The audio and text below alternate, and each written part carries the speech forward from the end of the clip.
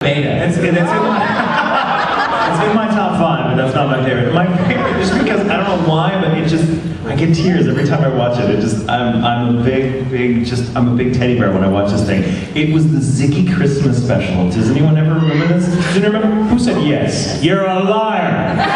You've not seen it. Really? There's one other person in the world who's seen it that I haven't shown it to? Oh my God! I had to come to Orlando, Florida, to find the one person that's seen that big cake. Ziggy, the little bald, short dude, never talks much. He used to have a comic strip for many, many years, and I never really followed the comic strips. I didn't know anything about Ziggy, but I remember seeing the Ziggy Christmas special when I was a kid, and it's beautifully animated, and it's just this really great little original story. And every time I watch it, I'm like, that for some reason transports me back to being a kid. That, and it's a very, very close second is Emmett Otter's Jug Band Christmas. Does anyone? Oh, you saw it too. Wow. Where did you grow up? Right here? Wow. In that seat. In that. Wow. Best seat in the house. It goes to Embassy Suites. But yeah, It's a Wonderful Life. Oh yeah. Oh yeah. Joseph's Battle. Joseph's Battle. What about you, Tom? What are your well, see, I am a first generation immigrant to the U.S. We don't do, we celebrate, we give presents, we have like a Christmas meal because the whites in my family like that stuff. We have Caucasians in the family that like getting down with Christmas stuff, so we've adopted it, much like the Borg, we've assimilated into the situation. But, I come from an Asian family, and that's not really what we do. Like we don't really do the tree and all that kind of stuff. It's very foreign. It's very foreign to us. But ironically, the most I've been involved with Christmas stuff is working in Christmas stuff because I do sound design and audio engineer also, and so I'll create sound designs for audio projects that are Christmas themed. So I hear a ton of Christmas songs that I cut in and all that kind of stuff. And also there's a city in Texas that flies me in every year, and I read the night before Christmas to all the kids of the city at the tree lighting ceremony. I do that too. Yeah. Okay, let me just hang on. Just to be clear, you read to all the kids in the city. That makes you Santa Claus. In a way, without the beard, I cannot grow a Santa beard. Believe me, even if I had 1,000 years to do it, it would be like one long beard hair. But no, my favorite Christmas special I think would be if I had to pick one. See, that's the thing is like we never had tradition. We don't have traditions. We don't have any traditions. The only tradition we have is to wake up early in the morning and work hard, son. That's what my mom would tell me. She goes, son, it's time to wake up and go to work. So that's my tradition. Every day. Oh my God, make something up. You're killing me. I love Charlie Brown. Charlie Brown. Yes, Charlie Brown. Yeah. In a which it was still Christmas. Yes. I guess actually A Wonderful Life is like I got to watch a segment of that until my mother walked in and goes, "What are you watching, son?" That is Christmas themed. No, she let me watch A Wonderful Life. But I would say that's the thing, Wonderful Life. Yeah. It is now a family tradition of mine, of me and certain members of my family, that especially whenever it snows, which is not frequently, but a few times it snowed when we do our Christmas thing, when we've had just enough eggnog, we'll go running up and down the streets screaming Merry Christmas to everything. Merry Christmas, tacky Christmas tree! Put the tinsel down. Merry Christmas, grouchy old person that doesn't put up decorations! All right, next. No Year Without a Santa Claus. Rudolph, Frosty. There's so many to choose from, right? Are you celebrating Christmas, son? They call me Heat Visor. Whatever I touch, Yeah, starts to melt in my clutch. I'm too much. Sorry, I'm still stuck on Alistair Sims and that whole. I love that. Yeah. Did it work out? My question's for Michael. Who's your favorite doctor? Oh, what kind of question is that? That's like, who's your favorite child? Like, I can think that. because you have one. It's easy when you have one child. Oh my God, okay. This is a complicated answer. I've been watching Doctor Who since I was very, very young. Tom Baker was my first Doctor because he was the one. Yeah, everyone's like, woo, yay, 3 people. Tom Baker, and he's probably the most iconic for a lot of people that like the old school stuff because he had the role the longest, and he's Tom Baker, and he'll tell you, with the person tell you, he wasn't acting. That's just him being crazy good at being crazy good. So he was my first Doctor, and I guess you always love your first. But then, then I went on and found the other Doctors, and I love all of them. There isn't a single one that I don't think contributed something really, really wonderful to the role. There isn't any of them that I can do without. See, I even like 6, especially when you go back and listen to the audio plays he did for Big Finish. Really kind of, in the 6 in the show, okay, whatever. But he's still a good actor, and later on he recovered, he redeemed himself in the eyes of most of fandom by doing the Big Finish audio stuff, because he got a chance to actually do what he wanted to do. But if I really had to boil it down and give you an absolute favorite, like my Desert Island Doctor, which is an absurd notion, really, because I'm sure if I'm ever trapped on a desert island, I'm not going to be worried about Doctor Who. I'm actually going to be waiting for the real one to show up to save me. My favorite is Patrick Troughton, the 2nd Doctor, and not only because he's absolutely wonderful, but because if it weren't for him, he was the first actor to take up the mantle of that character from another actor. When William Hartnell could no longer do it for health reasons, they had a good thing. They didn't want to just abandon the show that then was only 3 years old, so they said, well, Pat, why don't you do this? And he was like, okay, but I'm not going to play it like Billy because Billy's wonderful and I'm not going to do it. So they came up with the whole idea of regeneration. You can have a different personality, different costume, different everything.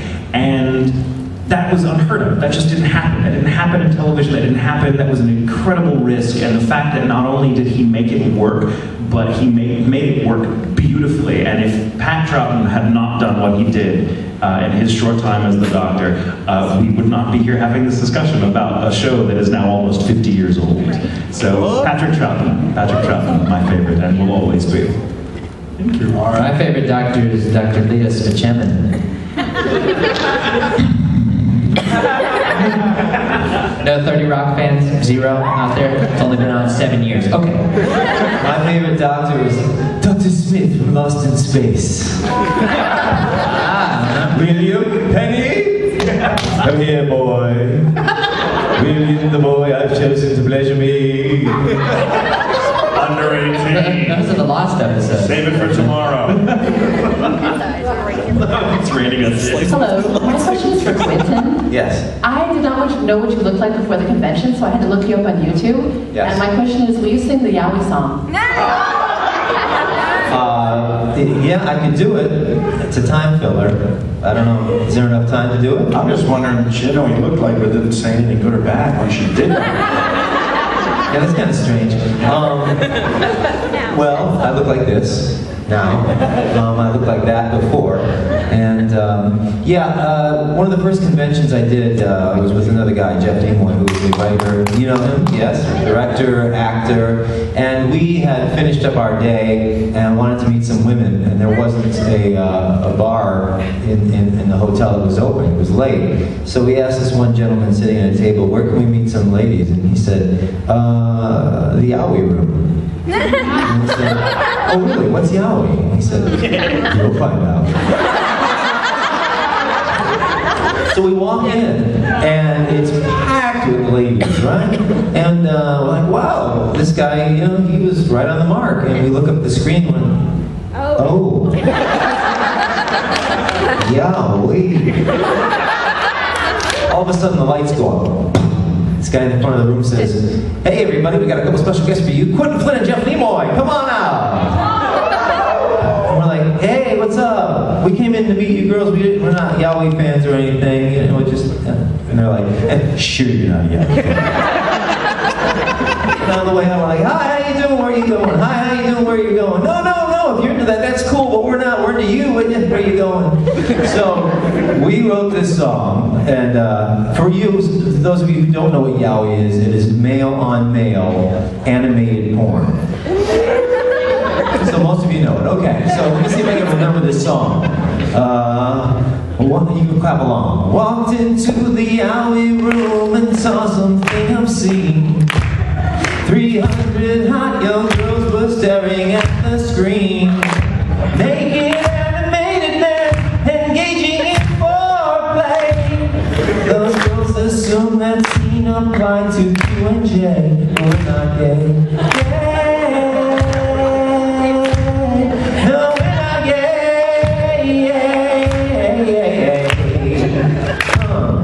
We know that lots of you are being fangirl-less. If you would get to see Roxas and Axel kiss. But they won't fly with us no matter what you say. Our private parts remain very far away. 'Cause we're not gay. No, we're not gay.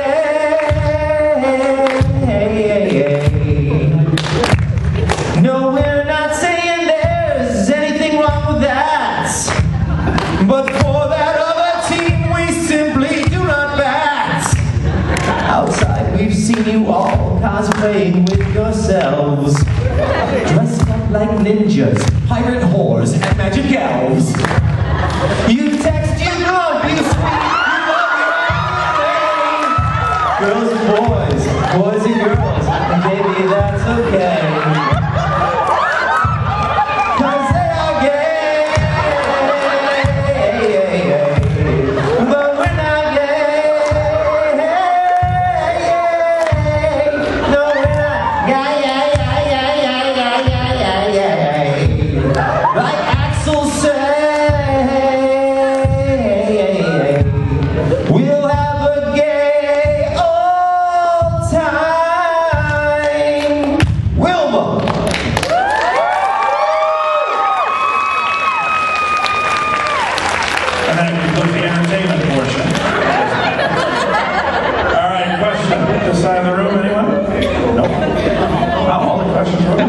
you go.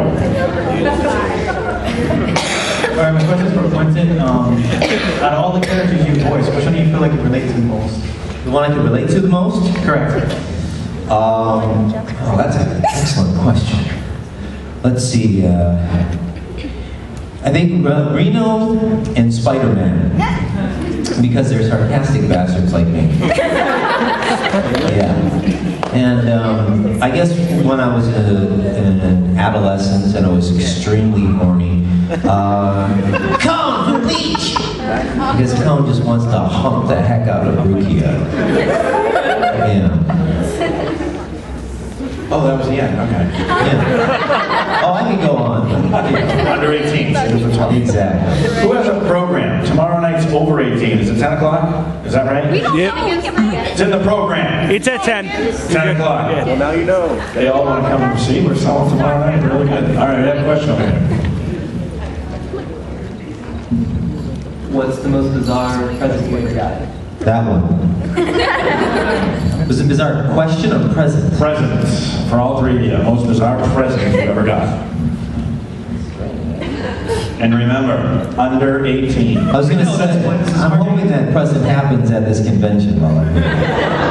One time, someone emailed me before a convention and they said, hey, what are your favorite foods? Like just a couple. And so I said, oh, I like dark chocolate, I like gummy bears, I like frosting, I like salmon, I like broccoli, you know, just some kind of covering the bases, a Haberkornucopia of buffet of foods. And so I emailed him and he goes, great, thank you. Well, I go to a convention and he shows up and he's far away and he's walking down and there's something in his hand and it's like a little platter. And I said, okay, cool, here you come. And so he brings it, and it's on a little tin, and it's a little pie, a little cake thing, like a cookie cake, you know, a really flat cake. But it's got all of the items that I said I liked on this cake. and it looks like a Toxic Avenger. But